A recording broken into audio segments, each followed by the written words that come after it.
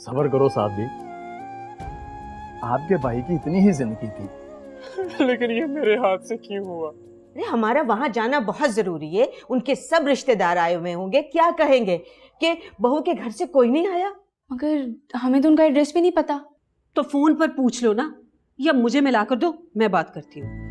नजम, तो अम्मी से बयान दिलवा दो, अब वही वारिस है।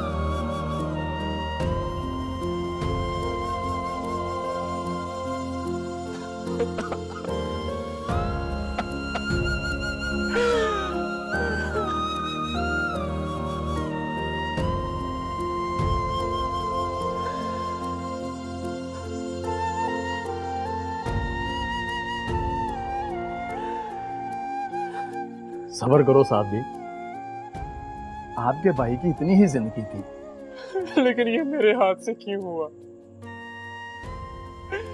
ये पछतावा मुझे खाए जा रहा है। तो साहब जी, उसकी इतनी ही लिखी थी, तो होनी को कौन टाल सकता है। मगर आपके साथ बहुत जुल्म हुआ है, वरना आज आपकी जमानत हो जानी थी।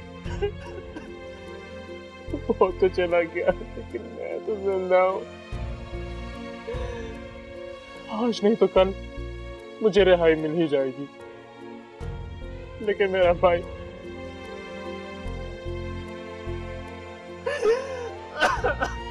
वो तो हमेशा हमेशा के लिए चला गया।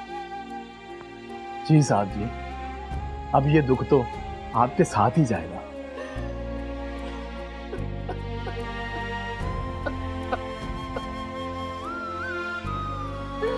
मुझे माफ कर दो, मुझे माफ कर दो। अरे हमारा वहां जाना बहुत जरूरी है। उनके सब रिश्तेदार आए हुए होंगे, क्या कहेंगे कि बहू के घर से कोई नहीं आया। और जो सलूक उन्होंने मेरे साथ किया, मुझे जलील करके निकाल दिया, अभी भी आप चाहती हैं कि मैं और जलील होने वहां चली जाऊं? देखो ताबीर, हर लड़की को अच्छा ससुराल नहीं मिलता और लड़की को निभा करना पड़ता है। अम्मी, आप कैसी बातें कर रही हैं? उन्होंने धक्के देकर मुझे निकाला है। आपको उनसे बात करनी चाहिए और आप अफसोस करने जा रही हैं। आपको तो उनका गिरेबान पकड़ना चाहिए कि उन्होंने आपकी बेटी के साथ।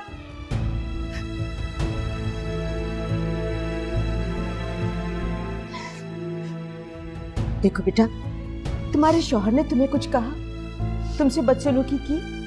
वो तो वहां है ही नहीं। तो तुम क्या समझती हो कि तुम्हारे साथ बदसलूकी वो करेंगे तो मुझे तकलीफ नहीं होगी?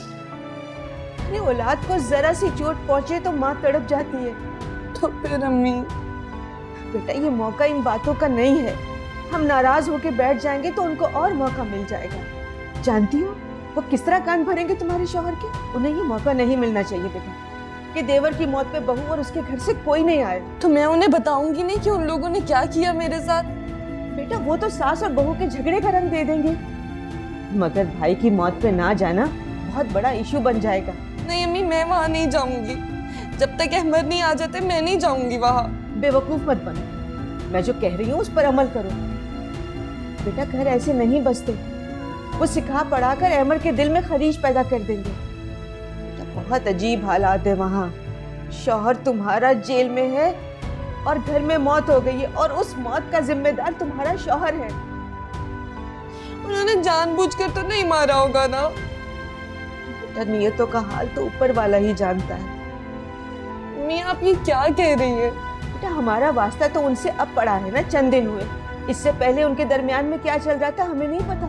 तो एक कातिल की जिंदगी में क्यों धकेल रही है मुझे? बेटा मैं ये नहीं कह रही हूँ और ना ही ये साबित कर रही हूँ कि उसने जानबूझकर ये हरकत की है।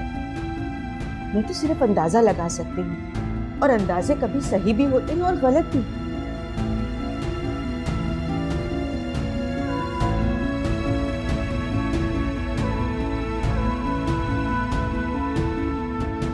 अहमद, मेरी रीडर से बात हुई है कि 2-3 दिन की डेट दे दे।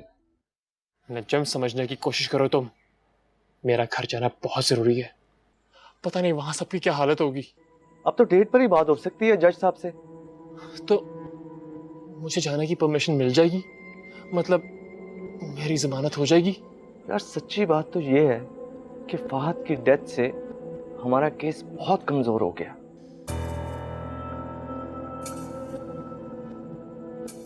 जी जी, चले ठीक है, खुदा हाफिज। इतनी लंबी बात क्या करने बैठ जाती हो? क्या कह रही थी? अम्मी वो जा रही हैं उनके घर। उनके किनके? ओहो अम्मी, ताबीर बाजी के ससुराल में। हाँ तो यूं कहो ना। अब ठीक है, हम भी चलते हैं। हम? मगर हमें तो उनका एड्रेस भी नहीं पता। तो फोन पर पूछ लो ना, या मुझे मिला कर दो, मैं बात करती हूँ। ठीक है। मैं कह रही हूँ कि अहम मौका है, वो क्या कहेंगे? लड़की की मुमानी ही नहीं आई।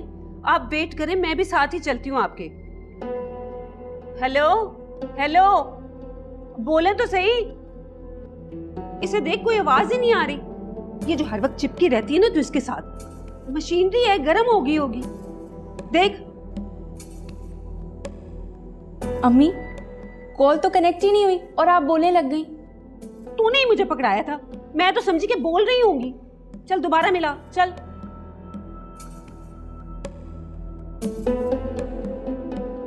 अम्मी मिल ही नहीं रहा। तो अबीर का नंबर मिला ले। पहले उन्हीं का मिलाया था, फोन बंद पड़ा उनका भी। इसका मतलब है वो चले गए। कैसा मौका हाथ से निकल गया। कैसा मौका अम्मी? यही ताबीर के ससुराल जाने का, उन लोगों से मिलने का। बड़े लोग हैं, ऐसे मौकों पर ही तो मिलते हैं एक दूसरे को। तेरा रिश्ता भी तो करना है, क्या पता तेरी किस्मत ही खुल जाती। अम्मी फौत की रिश्तों की बातें नहीं होती। पागल है तू। शादी और मर्ग पर ही तो मिलते हैं एक दूसरे को लोग। मरने वाला मर जाता है, लेकिन दुनियादारी नहीं रुकती। चल जा, लेकर आ मेरा बैग, जा। अम्मी वो लोग जा चुके होंगे अभी तक। हाँ तो अबीर तो होगी ना, उससे अफसोस कर लूंगी। सब लोग तो नहीं घर बंद करके जा सकते ना। और खाना वाना खाते हुए आपा भी आ जाएंगी, उनसे भी अफसोस कर लूंगी ना। और ये अजान कहाँ गया है? इस लड़के का भी कुछ पता नहीं चलता। उसे खबर भी है ताबीर के देवर के मरने की? फोन करके बता दूं? रहने दे रहने दे, ऐसी कौन सी खुशी की खबर है? घर आएगा तो पता चल ही जाएगा उसको। तू जा, बैग लेकर आ मेरा। हाँ ठीक है।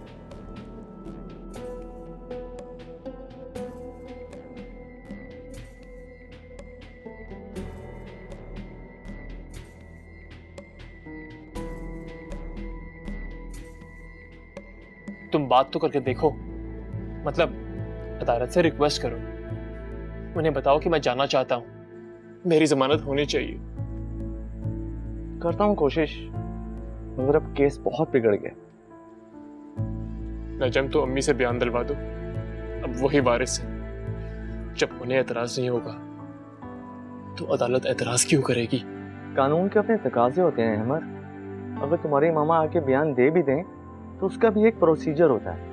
ऐसे नहीं कि वो बयान दें और फौरन रिहाई के ऑर्डर आ जाएं। प्लीज नजम कुछ करो, मेरा दिल गम से फटा जा रहा है। मेरा भाई मर गया, हम सिर्फ 2 भाई थे। घर में सबका क्या हाल होगा? और ताबीर, पता नहीं वो मेरे बारे में क्या सोचती होगी। एक दिन ही तुम्हारी शादी को हुआ था और तुम? अल्लाह जाने किसकी नजर लग गई हम सबको, किस पकड़ में आ गए हम। हमने सोचा भी नहीं था, एक लम्हे की गलती ने सारी दुनिया ही बदल दी। मैंने गलती जानबूझकर नहीं की थी, पिस्टल हमेशा खाली होता था। तुमने उसी पर गोली चला दी? नहीं चलाई मैंने गोली उसके ऊपर, वो अचानक मेरे सामने आ गया और चंद ही लम्हों में सब कुछ हो गया। एक बात पूछूं? नाराज मत होना। देखो हेमर, मैं सिर्फ तुम्हारा वकील ही नहीं, तुम्हारा बचपन का दोस्त भी हूं।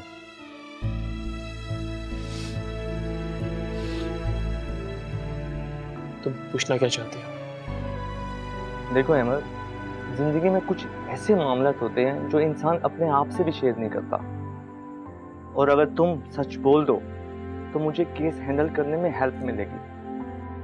तुम मेरे से क्या पहेलियां बुझवा रहे हो? तुम्हारा कहने का मतलब क्या है? मेरा मतलब है तुम समझ गए हो। तुमने जानबूझकर तो नहीं मारा फहद को। तुम्हारी ये बात सुनकर मुझे बहुत अफसोस हुआ है। तुम मुझे इतने अरसे से जानते हो, तुम्हें लगता है मैं ऐसा कर सकता हूं? तुम मेरे दोस्त हो, मेरे भाइयों जैसे। बताओ। यार मैं तुम्हारे बारे में ऐसा सोच भी नहीं सकता, मगर हालात और वाकयात कुछ और बयान कर रहे हैं। तो अगर तुम मुझे कातिल समझते हो तो जाओ, छोड़ दो मेरा केस। वो दोस्त ही क्या जो बुरे वक्त में साथ छोड़ते। दोस्त तो एक दूसरे की गलतियों पर पर्दा डालते हैं, और वकील होने के नाते मेरा काम सिर्फ क्लाइंट के इंटरेस्ट को देखना। मुझसे जो कुछ हो सका मैं जरूर करूंगा। नजम, तुम्हारी इस बात ने मुझे हिला कर रख दिया है। अगर तुम मेरे बारे में ये सोच सकते हो तो दूसरे भी मेरे बारे में यही सोचते होंगे, मुझे कातिल समझते होंगे। Oh my God. और तापीर, उसके घर वाले, वो भी मुझे कातिल मानते होंगे। वो तो शादी से पहले वाले अहमर से वाकिफ ही नहीं है। ओह माय गॉड, ये क्या हो गया? ये तो मैंने कभी सोचा ही नहीं था। मेरा तो ये ख्याल था कि मैं बेगुनाह हूं और सब मुझे बेगुनाह समझते होंगे। मैं सबकी नजरों का कैसे सामना करूंगा? ये तो बहुत सीरियस मामला है। इतनी गहराई में मत जाओ, तुम्हारी मामा सब ठीक कर देंगे। अगर मामा भी यही समझ बैठी कि मैंने फहद को जानबूझकर मारा है तो वो माँ है तुम्हारी। एक बेटा खोने के बाद दूसरा तो बचाना होगा उन्हें।